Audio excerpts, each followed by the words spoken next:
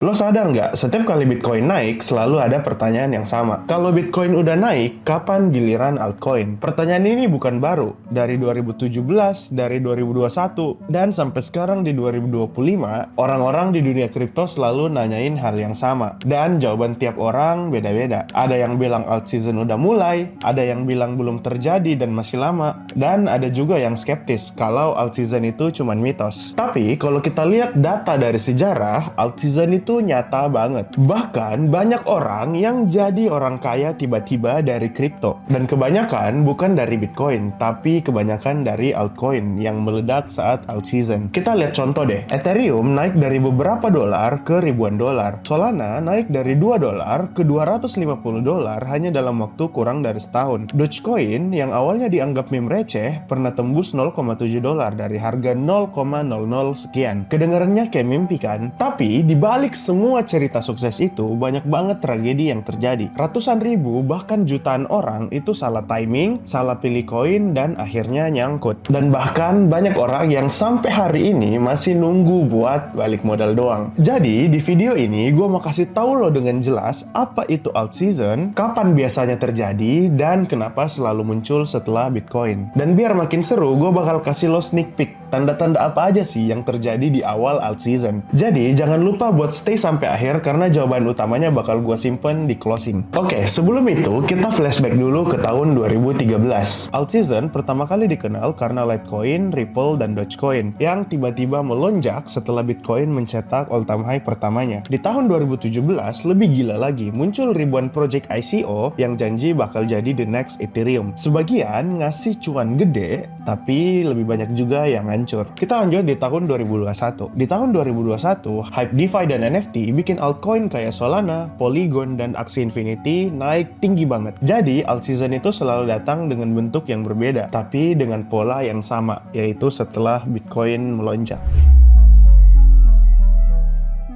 Untuk ngerti alt season, lo harus kenal dulu sama pemain utamanya, yaitu Bitcoin. Bitcoin itu ibarat lampu sorot utama yang ada di konser, sedangkan altcoin cuman bayangan yang baru kelihatan kalau lampunya udah nyala. Polanya udah jelas, dan kita udah bahas di video sebelumnya. Bitcoin halving setiap 4 tahun, artinya supply baru buat Bitcoin berkurang. Kalau supply-nya berkurang, harganya bakal cenderung naik, karena di belakangnya ada demand yang cenderung stabil dan bahkan cenderung naik malah. Selanjutnya, ketika harga sudah naik, media mulai rame dan orang awam ikutan masuk, dan yang terakhir ujung-ujungnya bakalan crash. Nah, di fase naik tadi orang-orang mulai ngelirik kripto, tapi ketika Bitcoin harganya udah sangat mahal, banyak orang yang bakal mikir, mending gua cari koin yang harganya masih murah dan masih bisa naik banyak. Itulah awal cerita altcoin bisa ngedapetin flow. Kita coba lihat pakai contoh sejarah sebelumnya ya. Tahun 2017 Bitcoin tembus 20.000. Orang-orang awam mulai merasa ketinggalan kereta dan mereka pindah ke Ethereum yang waktu itu masih sekitar 10-100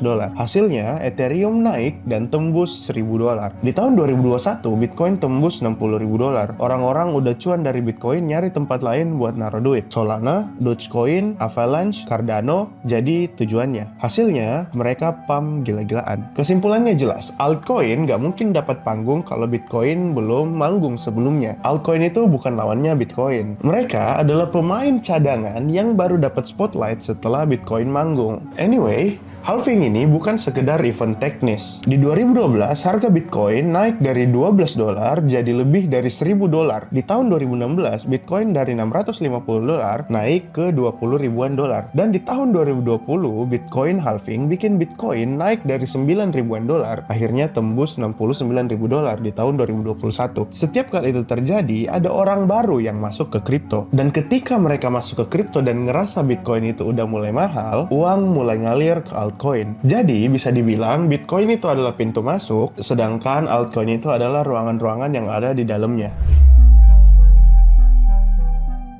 Oke, kita langsung masuk aja ke apa itu alt season. Kalau secara definisi, alt season itu adalah kenaikan altcoin yang lebih tinggi dibandingkan dengan kenaikan harga Bitcoin. Indikator yang paling orang sering pakai buat ngukur hal ini adalah Bitcoin dominance. Kalau dominance-nya tinggi, artinya mayoritas uang ada di Bitcoin. Kalau dominance-nya turun, uang artinya lagi ngalir ke altcoin. Kalau kita lihat lagi ke belakang, secara sejarah mencatat, di 2017 Ethereum naik dari 10 dolar ke 1.000 dolar. Ripple atau XRP naik sampai 36.000% dalam setahun. Itu literally mencetak miliarder baru. Sedangkan di 2021 Solana naik dari $2 ke $250. Dogecoin yang awalnya cuma bercandaan jadi market cap puluhan miliar dolar. Tapi ada sisi gelapnya. Data menunjukkan lebih dari 80% altcoin yang ada di tahun 2017 itu udah nggak ada atau udah mati. Artinya, walaupun alt season bikin banyak orang jadi kaya, tapi 80% altcoin itu jadi kuburan para investor. Alt season itu kayak roller coaster. Lo bisa teriak kesenangan kalau lo siap dan tahu apa yang lo lakuin. Sedangkan lo bisa teriak ketakutan kalau lo nggak tahu apa yang ada di depan mata lo. Oke, sebelum kita lanjut ngomongin jebakan alt season, gua mau kasih tahu lo sesuatu yang bisa membantu lo keluar dari jebakan alt season. Banyak orang yang masuk ke market itu tanpa arah, cuman ikut hype dan akhirnya jadi korban. Padahal kunci buat survive di market crypto itu adalah pengalaman, bukan cuman pakai feeling. Itu alasannya gue ada buat komunitas gratis di Telegram, kalian bisa cek link di deskripsi. Di sana ada Crypto Outlook biar lo tahu tren gede kemana arahnya. Dan kedua ada education, penjelasan sederhana tapi dalam soal konsep trading dan investing. Dan yang ketiga ada market outlook harian, ada update singkat biar lo nggak ketinggalan sama momentum market. Komunitas ini gratis, lo bisa langsung join lewat link yang ada di deskripsi. Sekali lagi, cek link di deskripsi dan klik join, biar lo siap ngadepin roller coaster crypto altcoin. Oke, kita balik lagi ke topik utama.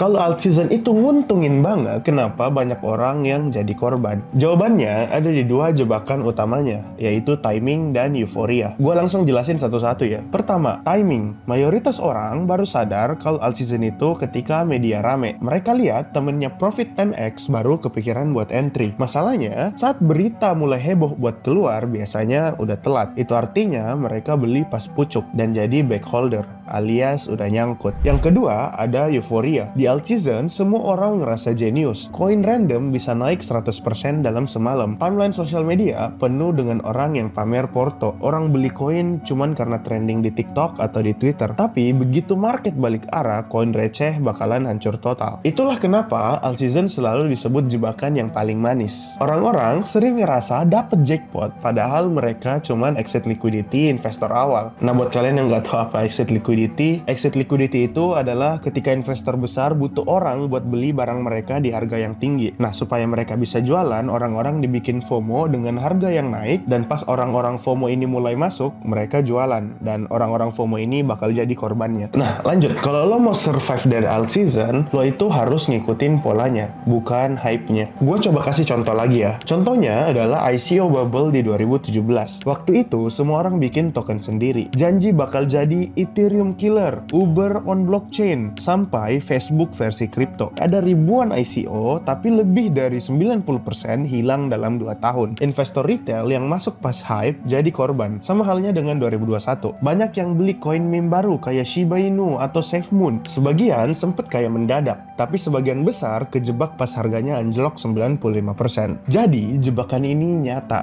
bukan cuman sekedar teori.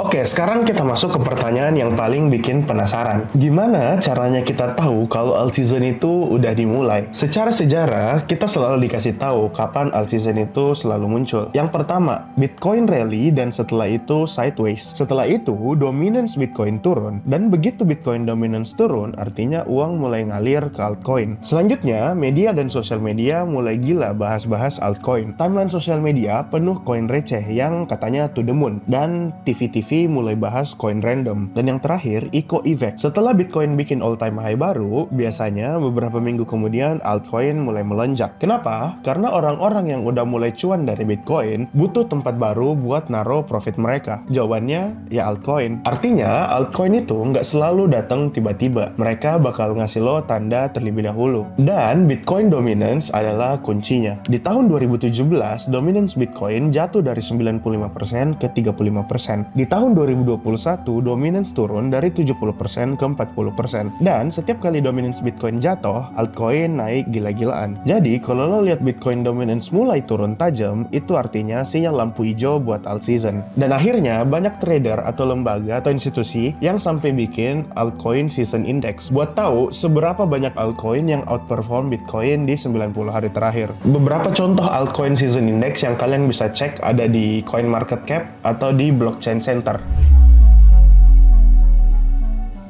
Sekarang, mari kita rangkum semuanya. Polanya selalu kayak gini. Bitcoin halving, supply-nya berkurang, harganya naik. Setelah Bitcoin mulai stabil dan sideways, dominance Bitcoin menurun. Dan akhirnya, uang mulai ngalir ke altcoin. Dan boom, alt season. Pertanyaan terakhir, apakah alt season di 2025 ini bakal sama seperti di tahun-tahun sebelumnya? Jawaban garis besarnya, yes.